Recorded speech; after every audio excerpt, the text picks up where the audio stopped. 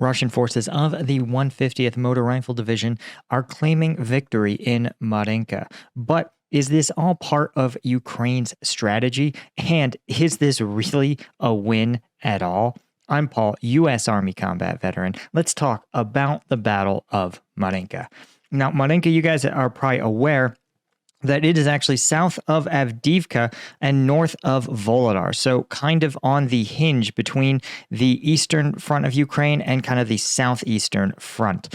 And it has been a site of fighting for the better part of a year, where initially it was reported that Chechen forces were tasked with taking the town and enjoyed very, very, very little success.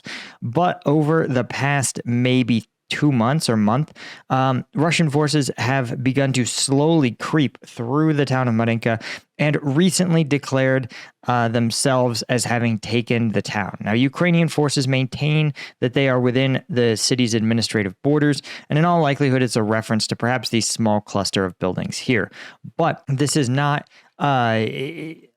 It is fair to say that the town of Marinka is in Russian hands, right, by almost every objective measure. And while in one sense this is a Russian victory, I'm going to say there's a couple of asterisks we need to put onto this.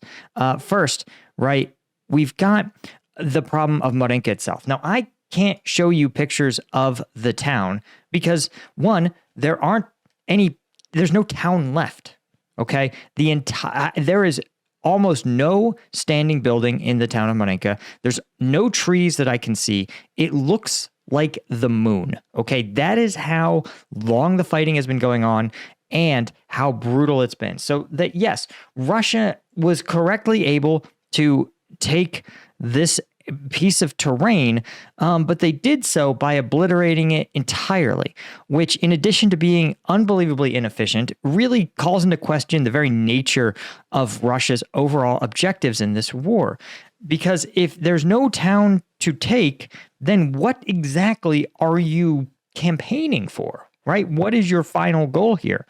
If your plan is just to take over territory by completely erasing it from the map. The other more significant problem that Russia has is that they incurred a tremendous amount of casualties to do so, and it's not clear that the Ukrainians are even interested in continuing to hold Marinka. As we've talked about, almost every unit across the front lines, and definitely the 79th Air Assault Brigade that is responsible for the defense of Marinka, are perfectly aware that the strategy going forward over the next couple of months, at least until the situation for aid and supplies improves, and the offensive tactics that Ukraine can use on the battlefield are refined, the plan for Ukrainian armed forces remains a defense in depth. And intrinsic to a defense in depth is trading space for time. This is a very common and typical tactic of these kind of actions, and Marinka is the perfect place to run a defense in depth. So let me show you why. First off, as we talked about, Russian forces, because of their own artillery strikes, have turned Marinka into a totally flattened non-town. And when you look at the topographic map, you could see right here is Marinka. Let's blow this up for you guys. Right here is the town of Marinka. And just look at the terrain. Blue represents low ground and green represents a sort of medium elevation of around between 160 and 182 meters, which means that basically from Marinka all the way to this reservoir, there's an elevation change of like less than 20 meters. There are no hills. There is no cover. There's no concealment. There is almost no terrain to hide behind. And when we zoom in, you can see, other than a few very thin forested areas, there's not a lot in the cover department. And so Ukrainian forces probably sat there and said, listen, what is the point of defending the destroyed town of Marinka? And what is it going to do to the Russians if we simply let them come forward into an area where there's no cover, no concealment? The answer is, of course, it's going to turn it into a shooting gallery. And that is the core Ukrainian strategy here. They want Russian forces to continue to advance, especially when it's into open, flat terrain, which is exactly what they've done. The Russian forces are pushing into open, flat terrain. Meanwhile, the Ukrainian forces of the 79th are almost certainly dug in all along this roadway here, this 510 highway, and their artillery is likely sitting in the back here, probably in this area, maybe even on the far side of this reservoir where it can easily be withdrawn or repositioned.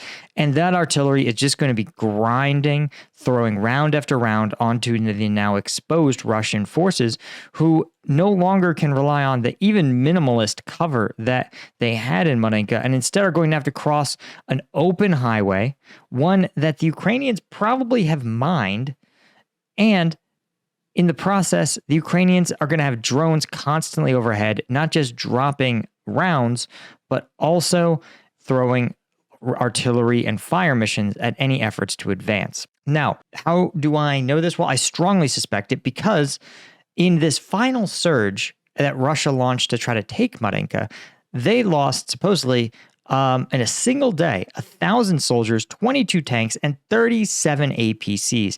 And that's just 2 days ago on Christmas.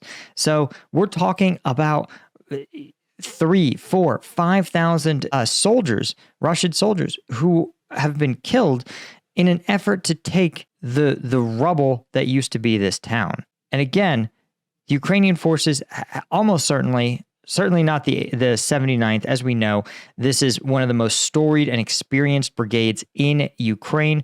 The 79th was not resting on their laurels during this defense in depth. They were almost certainly mining all of these major routes, or rather all of these fields, except for the major routes, into and out of the subsequent towns. Georgiivka seems like the next logical target for the Russians, and they are likely have a plan in place to absolutely punish Russian forces, that both as they try to occupy and dig into Marinka, and if they try to launch offensive operations. So again, I would suspect that we might see Georgiivka also fall to Russian forces. But the question will be, at what cost? And it seems like Ukraine is committed more than ever to making that cost tremendous. Guys, if you're like me, you've got some New Year's resolutions. I got some diet and exercise ones, right? I had a lot of Christmas cookies. It was great, but I need the fuel and energy to focus and get my fitness and diet goals in place. And that's why I created Strike Gum. It's made here in the USA, and what makes it great is each individual piece here has all the caffeine of an energy drink, 90 milligrams with 0 sugar. All right, it's got 100 milligrams of alpha GPC. This is just objectively better than an energy drink. Way more affordable, of course. But if you're looking to get the energy to focus and crush your New Year's resolutions, and you want to do so with no sugar, Strike Gum is the way to go. So check us out at strikegum.com. We actually have a sale, right, only during the New Year's, right, where all orders over $70 will get free shipping in the US and $100 internationally. Plus, 50% of the profits from this first production run are going to be donated to charities that support Ukrainian civilians who've been injured or displaced in the conflict. So get the better energy drink alternative. Check us out, strikegum.com. Okay, now here's what I want to point out about the Battle of Marinka in general. First off, this is a battle that took Russia 1 year, 10 months, 1 week, and 1 day. And again, I point this out because in the grand scheme of things, a year of effort, thousands of Russian casualties, the entire town obliterated, and it netted them this. Like, it's hard to even call this a victory, right? Are they going to have a parade through downtown Marinka? Again, YouTube's new policies won't let me even show you what it looks like, but also there's literally nothing to show. Like, if you look up a picture of the moon, that's what this place looks like. It is unreal.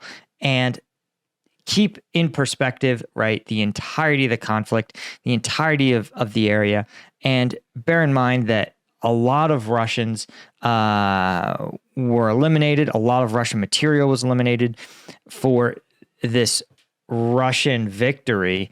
And we can definitely expect to see the 79th continue to just work these units over as they push to try to capture the next town on their list, likely Hirohivka.